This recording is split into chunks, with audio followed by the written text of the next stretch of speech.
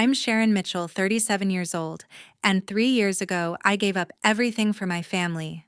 I quit my job managing a retail store to care for my mom, who is battling chronic diabetes. I paid her medical bills, covered the mortgage on their house, and never asked for a thank you. She promised me her heirloom necklace platinum with a pearl pendant when I was just 15, a symbol of her love. I held on to that promise. But at our family dinner in Atlanta, everything changed. My dad raised his glass, his voice booming, to the real daughter, the one who's always here for us.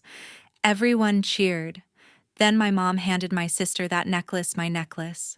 She said my sister deserved it more. I stood there frozen, gripping my napkin. No one noticed. I didn't cry or yell. I just gathered my kids, nodded to my husband, and walked out. A week later, the bank called them and panic set in. What would you do if you were in my situation when even your own family turned their back? Leave a comment and share your thoughts. That Sunday, we sat around my parents' dining table in Atlanta. The air felt warm, almost cozy, like the family dinners we used to have when I was a kid. My sister sat across from me, her smile tight like she knew something I didn't.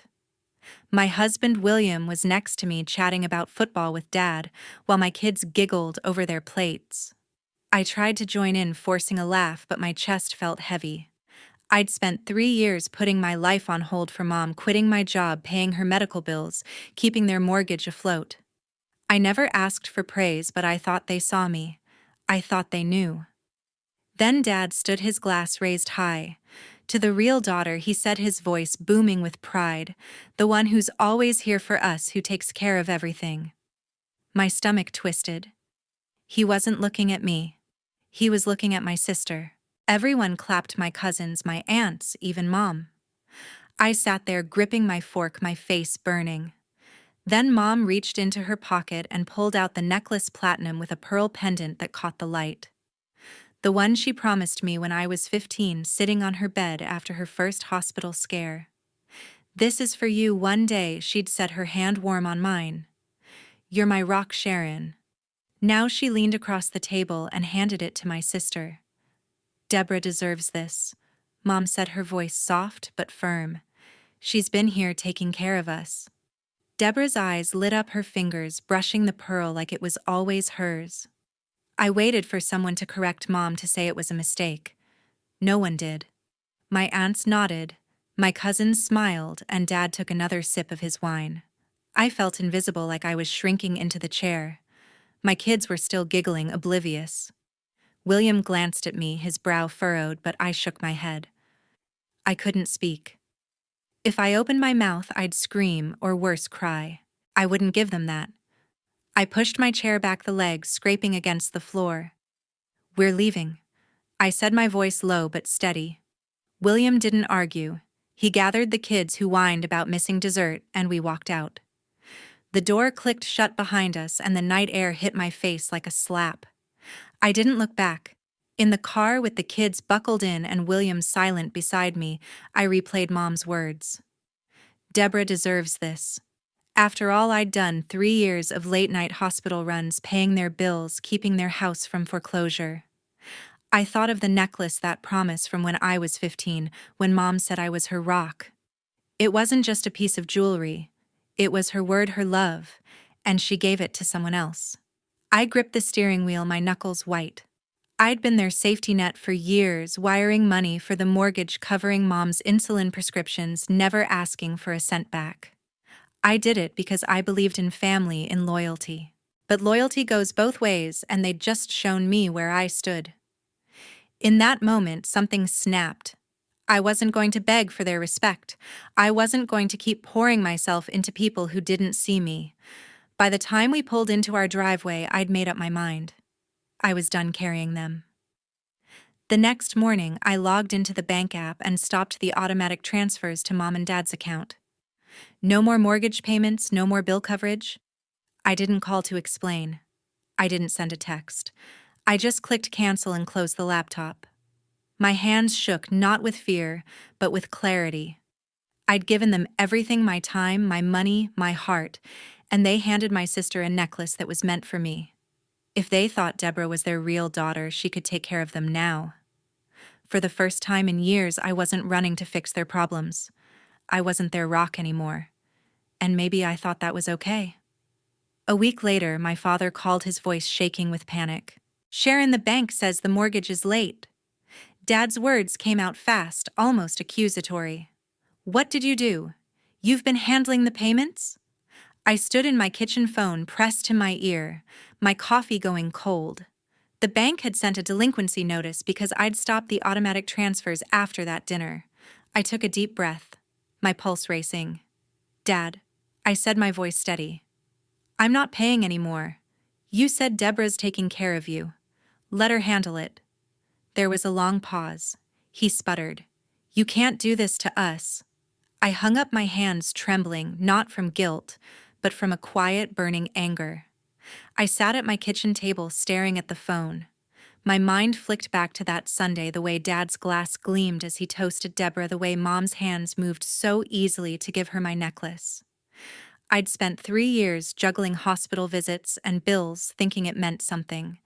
But they didn't see it. They saw Deborah, who lived 10 minutes away and dropped by with coffee once a month. The memory stung, but I pushed it down. I wasn't going to let it consume me. I had my own family, William, my kids to focus on. Helping Mom and Dad had been my choice, but so was stopping. I wasn't their bank account anymore. 2 days later, Mom called. Her voice was sharp, not the soft tone she used to get her way. "Sharon, how could you let this happen?" she snapped. "The bank's threatening to take the house. You know I'm sick. You know we depend on you." I clenched my jaw, fighting the urge to yell. She hadn't mentioned the dinner, the necklace, or the years I'd carried them. "Mom," I said, "I've done enough. Deborah's your real daughter. Ask her." She gasped, then went silent. I ended the call, my heart pounding. I felt raw, like I'd ripped off a bandage, but I didn't regret it. They'd made their choice, and now I was making mine. That same week, I got a text from my cousin Douglas. "Hey, just a heads up," he wrote. "I saw a delinquency notice for your parents' house at the bank. Looks bad." Douglas worked as an engineer and sometimes handled paperwork for his firm's accounts. He wasn't close to Mom and Dad, but he'd always been straight with me. I thanked him and asked for details. The notice confirmed what I'd expected: the mortgage hadn't been paid since I stopped the transfers. The bank was moving toward foreclosure, and Mom and Dad were scrambling. I should have felt sorry for them, but I didn't. They'd taken me for granted too long. Then I heard Deborah had moved into Mom and Dad's house. My aunt called William to complain, saying Deborah was taking charge and promising to fix everything. I could hear her voice in my head, smooth and confident, saying, "Don't worry, I've got this." It didn't add up.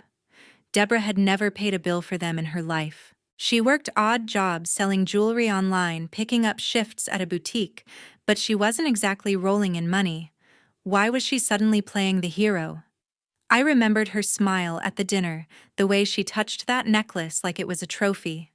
Something felt off, like she was working an angle I couldn't see yet. I decided to dig deeper. I called the bank to check the status of Mom and Dad's accounts using my access from when I managed their payments.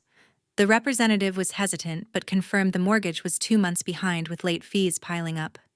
I asked about other accounts, fishing for anything unusual. "There's been some activity on your mother's credit card," she said, "but I can't share details without her consent." That was enough to spark my suspicion. Deborah was living with them now, with full access to their finances. If she was taking care of everything, what exactly was she doing? I spent the next few days pulling records I could access, old bank statements, payment confirmations I'd kept from years of helping out. I noticed small discrepancies: a withdrawal here, a transfer there. Nothing huge, but enough to make me wonder. Deborah had always been good at talking her way into things: jobs, favors, even that necklace. Was she talking her way into Mom and Dad's money too? I didn't have proof yet, but I wasn't going to let it go. I sent a text to my lawyer asking how to request a formal audit of their accounts. I wasn't just angry anymore, I was determined to find out what Deborah was up to. 3 weeks after the dinner, my mother left a voicemail, her tone softer than usual. Sharon, honey, Mom said, her voice almost pleading. I miss the kids. Can we talk? We didn't mean to upset you. I replayed it twice, sitting on my couch, the phone heavy in my hand. Her words sounded sweet, like the mom who used to braid my hair when I was little, but I wasn't a child anymore, and I wasn't falling for it. She hadn't mentioned the necklace or the years I'd spent keeping their lives together. She hadn't even apologized for what happened at the dinner. I texted back, I need space, Mom. Please respect that. My fingers hovered over the send button before I pressed it. I felt a pang of guilt, but it faded fast. They'd made me feel like nothing now. They wanted my kids to fill the silence. A few days later, I got a call from the family's estate planner. I'd worked with her years ago to set up Mom's medical directives back when I was paying her hospital bills. Sharon, she said, her voice tense. Your parents are trying to change their financial arrangements. They want to remove you as a co-signer on their accounts and power of attorney. My heart sank. The accounts were tied to the house, the same one I'd kept out of foreclosure with my own money. The power of attorney let me manage Mom's medical decisions when she was too sick to do it herself. I pressed the phone tighter to my ear. Who's taking over? I asked, already knowing the answer. Deborah, she said. Of course. Deborah, who'd never paid a bill, who'd waltzed in with her fake smiles and walked out with my necklace. I hung up, my mind racing. This wasn't just about the necklace anymore. They were trying to cut me out completely to hand everything to Deborah. I thought of Dad's toast, his proud, real daughter speech, and Mom's hands passing her that pearl pendant. They didn't just betray me, they were rewriting my place in the family. I opened my laptop and pulled up the bank records I'd saved from when I managed their payments. The numbers stared back at me, a history of my sacrifices: $200 a month for the mortgage, $300 for Mom's insulin, thousands more for hospital stays. I'd done it all, and now they were giving Deborah control. My chest tightened, not with sadness, but with a cold, sharp resolve. I wasn't going to let this happen. That evening, I got an email from my best friend Evelyn. We'd known each other since high school, and she always had my back. Check this out. Her message read with a string of forwarded emails attached. I opened them, my eyes scanning the screen. They were receipts from Mom's credit card sent to Evelyn by a mutual friend who worked at the bank. The charges were recent: $800 at Target for clothes, $200 at Nordstrom for a handbag, $500 for a weekend trip to Orlando. I recognized the pattern immediately. Deborah had been living with Mom and Dad for 2 weeks with access to their accounts. These weren't Mom's purchases. She hadn't left the house in months, and she didn't shop at Nordstrom. Deborah was spending their money like it was her own. I leaned back, my hands shaking with anger. I pictured Deborah at the dinner, her fingers brushing that pearl pendant, her smug, "I've got this" attitude when she moved in. She wasn't just taking my place, she was taking their money. I forwarded the emails to my lawyer, a woman I'd hired last week, after Douglas's text about the delinquency notice. "Can we use this?" I wrote. "I think Deborah's stealing from Mom." My lawyer replied within the hour. "This is serious. We'll need more evidence, but we can start building a case." I felt a surge of purpose, like a fire catching in dry grass. Deborah thought she could manipulate everyone, but I wasn't going to let her win. I spent the next few days calling contacts, people who'd seen Mom and Dad's finances over the years, a cousin who'd helped with their taxes, a neighbor who'd overheard Deborah bragging about her new life. Every conversation added a piece to the puzzle. Deborah had been dropping hints, saying she was taking care of the family while buying herself clothes and plane tickets. I felt sick, not just for me, but for Mom and Dad. They'd chosen her, trusted her, and she was bleeding them dry. But I wasn't their savior anymore. I was done begging for their respect. This wasn't about saving them, it was about holding Deborah accountable. By the end of the week, I'd gathered enough to know I was on the right track. The emails from Evelyn were just the start. I told my lawyer to move forward with a formal request to audit Mom's accounts. Deborah had crossed a line, and I was ready to fight back, not for the necklace, not for their approval, but for the truth. A month later, a lawyer's letter landed in my mailbox. The envelope was crisp official with a return address from a law firm in downtown Atlanta. I tore it open, my hands steady but my heart pounding. The words hit me like a slap. Deborah had filed a lawsuit against me, claiming I'd coerced Mom into signing over part of the house to me. The accusation was absurd. She said I'd manipulated a sick woman to steal her assets. Me, the one who'd paid their mortgage for years, who'd kept their house from foreclosure. I stood in my living room, the letter crumpled in my fist, my anger rising like a tide. Deborah wasn't just taking my place. She was trying to paint me as the villain. I called Evelyn, my voice tight. "She's suing me," I said. "Deborah's saying I forced Mom to give me the house." Evelyn didn't hesitate. "Check your email," she said. I found something. I opened my laptop, and there it was, a string of text messages Deborah had sent to a mutual friend forwarded to Evelyn. In them, Deborah bragged about handling Mom and Dad, saying she'd convinced them I was too busy with my kids to care about their finances. "They trust me now," she wrote, "and I'm making sure it stays that way." Another message gloated about how easy it was to get Mom to sign papers. I read the words over and over, my blood boiling. Deborah wasn't just spending their money, she was manipulating them to cut me out. I took a deep breath, forcing myself to focus. Anger wouldn't help me now. I needed a plan.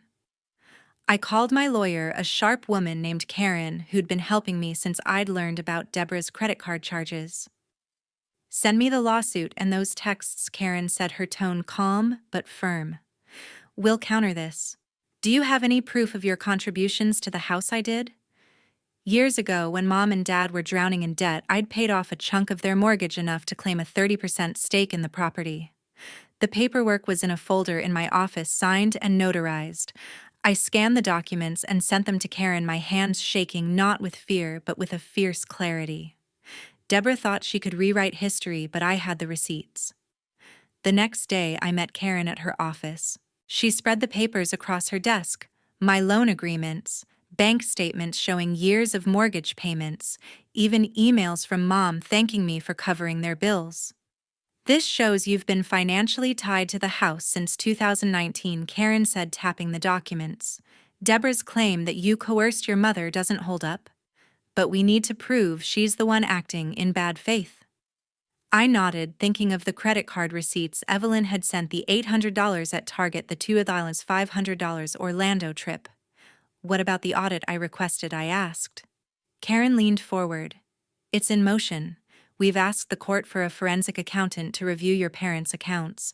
If Deborah's been misusing their money, we'll find it." That night, I sat with William at our kitchen table, the kids asleep upstairs.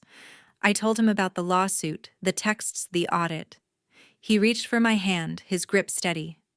"You're doing the right thing," he said. "Deborah's gone too far." I squeezed his hand, grateful for his support, but my mind was racing. I wasn't just angry at Deborah, I was furious at Mom and Dad for letting this happen. They'd trusted her, signed over their accounts, and now stood by while she dragged me to court. I thought of Mom's voicemail, her soft, "I miss the kids," and Dad's silence since our last call. They weren't just complicit, they were enabling her. The next week, Evelyn called with more. "I talked to our friend at the bank," she said. She pulled some records off the record. "There's another $1,000 charge on your mom's card, some jewelry store in Buckhead. It's recent, after Deborah moved in." I clenched my phone, my jaw tight. Deborah wasn't stopping. She was living in their house, using their money, and now trying to take mine. I forwarded the new information to Karen, my resolve hardening. This wasn't about the house anymore. It was about exposing Deborah for who she was. I spent hours combing through my own records, cross-referencing every payment I'd made for Mom and Dad.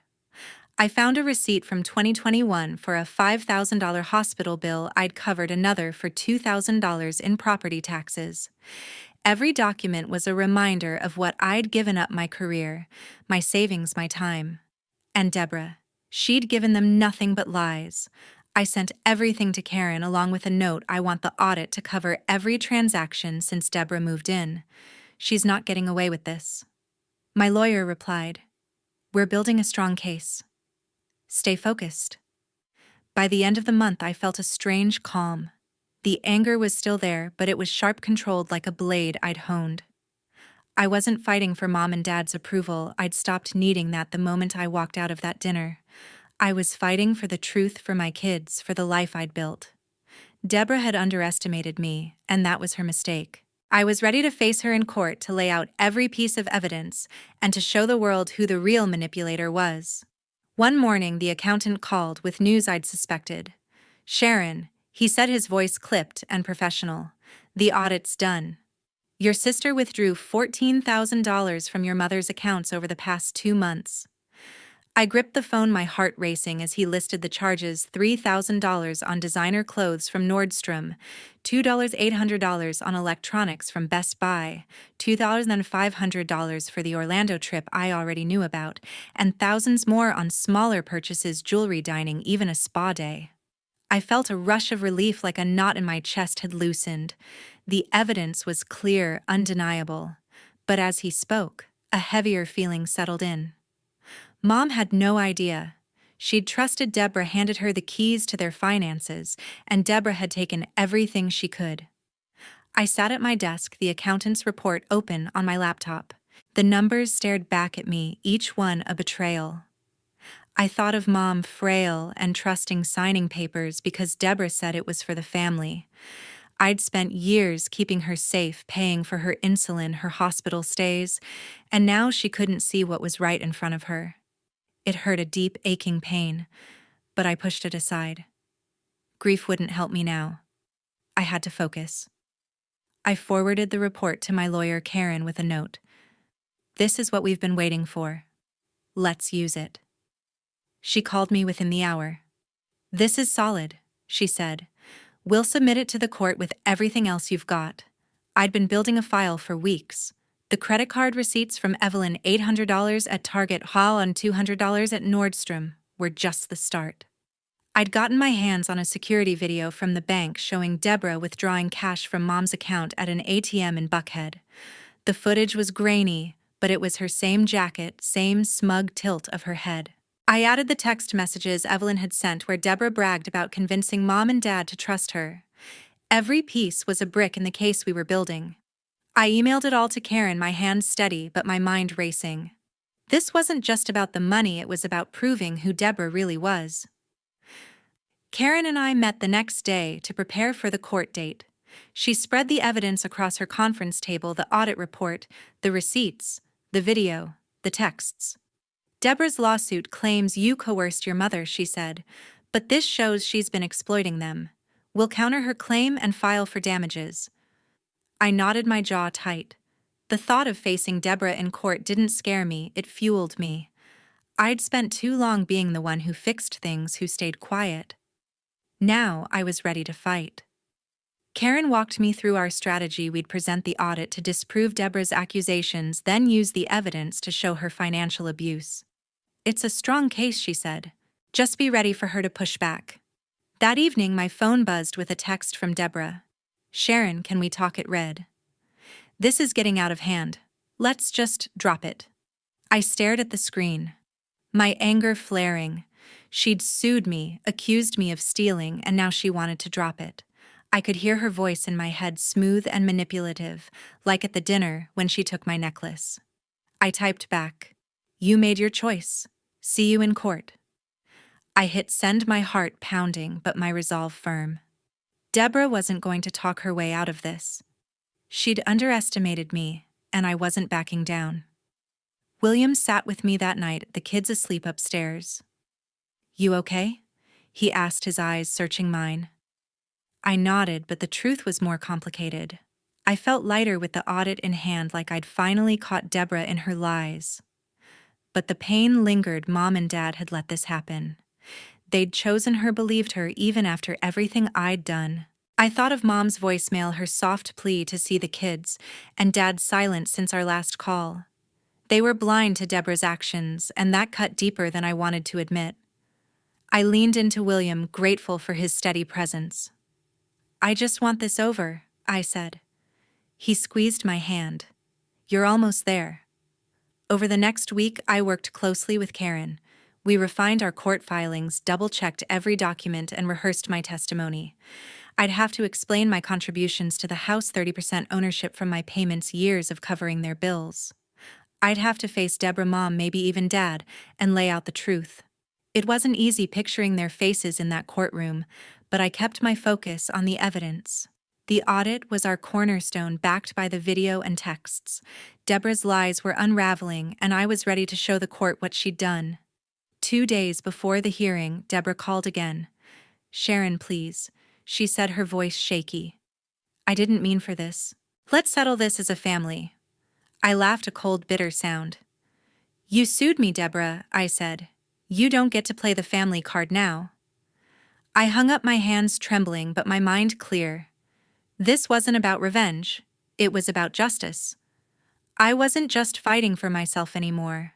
I was fighting for the truth, for my kids, for the life I'd built despite their betrayal. The courtroom in Atlanta was quieter than I expected. The hum of the air conditioner and the shuffle of papers filled the space as I sat beside my lawyer, Karen, my hands folded tightly in my lap. Deborah was across the room, her posture stiff, her eyes darting to the judge. She wore a tailored blazer, trying to look polished, but I could see the tension in her jaw. The judge called the case, and Deborah's lawyer stood first, claiming Mom had gifted her the money she'd spent, $14,000 on clothes, electronics, and that Orlando trip. My client acted with her mother's blessing, he said, his voice smooth. I clenched my fists, resisting the urge to shout. A gift Mom hadn't bought herself new clothes in years. Karen rose, her presence commanding. She presented our evidence with precision: the forensic accountant's report detailing Deborah's withdrawals, the bank video showing her at the ATM, the text messages where she bragged about manipulating Mom and Dad. Then came the voicemail from Mom, played for the court. Her voice thanking me for paying her hospital bills years ago, calling me her lifeline. The room stayed silent as the recording ended, but I felt Deborah's glare burning into me. Karen closed by showing my payments for the house, 30% ownership, documented and notarized. My client didn't coerce anyone, she said. She protected her parents while the defendant exploited them. The judge took less than an hour to decide. The evidence is clear, she said, her tone firm. The defendant, Deborah Lynn, misused her mother's funds without consent. She ordered Deborah to repay $17,000, including interest and court fees. A murmur rippled through the room, but I kept my eyes on the judge, my heart pounding with a strange mix of triumph and exhaustion. Deborah's face went pale, her hands gripping the table. I'd won, but the victory felt heavy, like a stone in my chest. I glanced at Mom and Dad seated behind Deborah. They hadn't spoken a word during the hearing. Mom stared at her hands, her lips pressed tight. Dad looked straight ahead, his jaw set, avoiding my gaze. They hadn't defended Deborah, but they hadn't supported me either. Their silence was louder than any argument we'd ever had. I thought of the dinner, Dad's toast to the real daughter, Mom's hands giving Deborah my necklace. Even now, with the truth laid bare, they couldn't face me. The distance between us felt like a chasm, one I'd never cross again. As we left the courtroom, Karen squeezed my arm. "You did it," she said. "We exposed her." I nodded, forcing a smile, but inside I felt hollow. I'd fought for the truth, and I'd won. The court had seen Deborah for what she was, a manipulator who'd taken advantage of our parents. But the cost was my family. Mom and Dad's refusal to look at me confirmed what I'd feared: they'd chosen her, even after everything. I thought of my kids waiting at home with William, and that kept me grounded. They were my family now, the one I'd built, the one that mattered. Outside, the Atlanta sun was harsh, glaring off the courthouse steps. Deborah lingered near the entrance, her lawyer gone. For a moment, I thought she might approach me, maybe plead again like she had in her texts. But she turned away, her shoulders slumped, and disappeared into the crowd. I stood there, the weight of the verdict settling in. $17,000 was more than I'd expected, but it didn't erase the years I'd given Mom and Dad, the sacrifices they'd ignored. I felt like I'd won a battle but lost something bigger. When I got home, William was waiting. "How'd it go?" he asked, his voice soft. I showed him the court order, the judge's signature stark against the page. He hugged me, but I couldn't shake the emptiness. I'd proven my point, exposed Deborah's lies, but Mom and Dad's silence lingered like a bruise. I sat on the couch, the kids' laughter echoing from upstairs, and wondered if I'd ever hear from my parents again. The victory was mine, but it came with a void I hadn't anticipated, one shaped like the family I used to know. 4 months after the trial, I made my final move. With the court's ruling in my favor, I reclaimed full ownership of my parents' house, leveraging my 30% stake and the judge's order. I sent a formal notice to Mom, Dad, and Deborah, giving them 45 days to vacate. It wasn't an easy decision. Part of me still saw the house as home, where I'd grown up, where Mom used to cook for us. But it wasn't home anymore. It was a weight, a reminder of betrayal.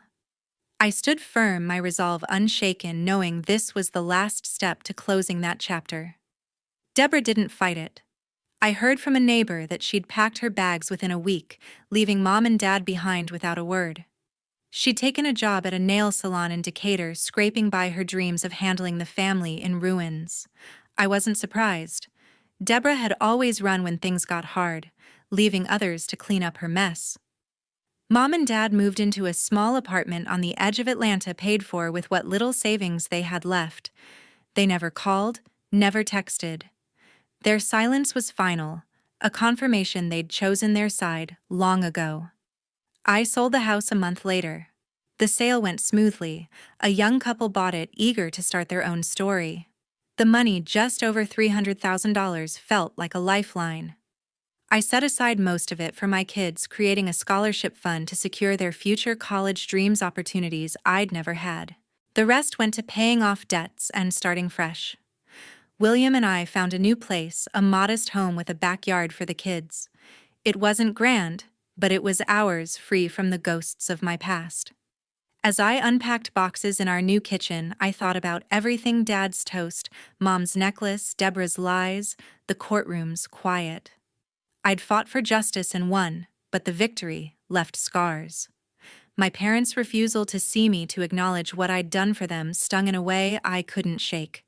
Yet standing there, surrounded by my kids' laughter and William's steady presence, I felt something new: freedom.